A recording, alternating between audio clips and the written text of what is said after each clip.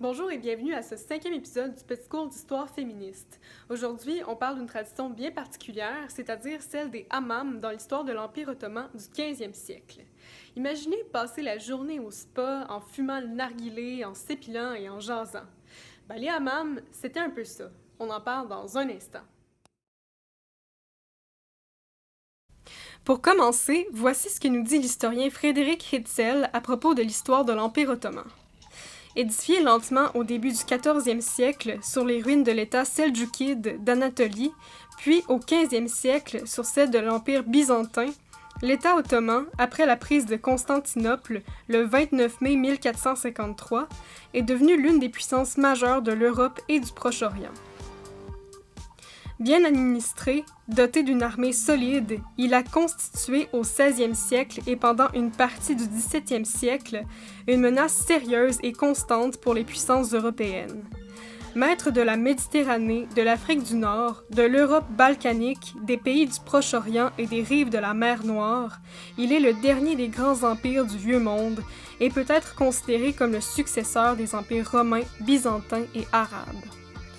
En ce qui concerne les hammams, aussi appelés bains turcs, ce sont des espèces de grands saunas où on se réunit soit entre hommes, soit entre femmes, selon un horaire qui ne permet pas la mixité.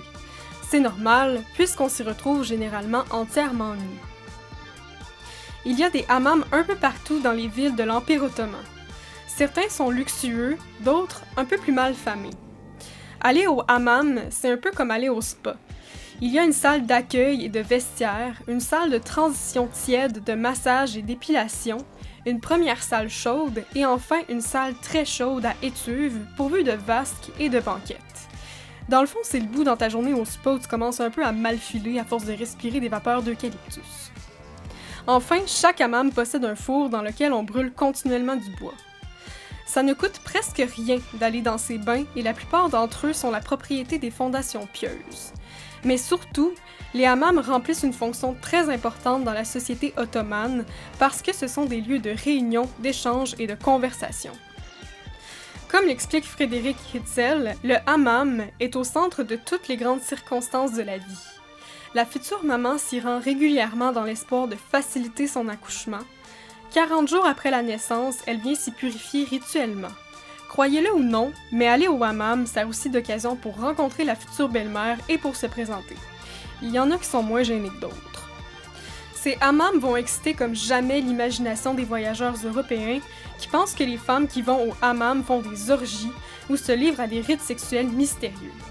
Ces voyageurs vont raconter toutes sortes de niaiseries dans leur récit de voyage à ce propos-là, parce qu'en vérité, ils n'en savent rien puisqu'ils n'ont même pas accès à ces bains. Au début du 18e siècle, la femme de lettres Lady Mary de Montagu, qui accompagne son mari ambassadeur à Istanbul, produit une série de lettres, les fameuses Turkish Letters, qui recensent ses observations dans les espaces de sociabilité féminin de l'Empire ottoman. Elle dément bien entendu le mythe des orgies, puisqu'elle, contrairement aux hommes qui voyagent au Moyen-Orient, a de véritables contacts avec les femmes ottomanes. Son rang social et son sexe lui permettent d'ailleurs d'avoir accès à beaucoup d'espaces exclusifs.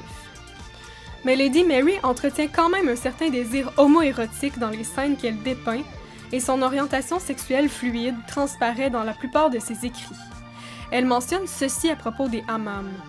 De belles femmes nues dans des poses diverses, les unes conversant, les autres à leur ouvrage, d'autres encore buvant du café ou dégustant un sorbet, et beaucoup étendus nonchalamment, tandis que leurs esclaves, en général de ravissantes filles de 17 ou 18 ans, s'occupaient à natter leur chevelure avec fantaisie.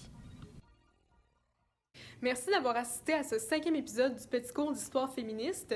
Si vous souhaitez en savoir davantage sur l'histoire de l'Empire ottoman, j'ai 7 suggestions de lecture à vous faire. Donc, l'Empire ottoman par l'historien Frédéric Hetzel. Au prochain épisode, on parle d'un sujet complètement différent, c'est-à-dire de l'histoire des ouvrières de la ville de Sherbrooke pendant la Révolution industrielle. Donc, au plaisir de vous y retrouver.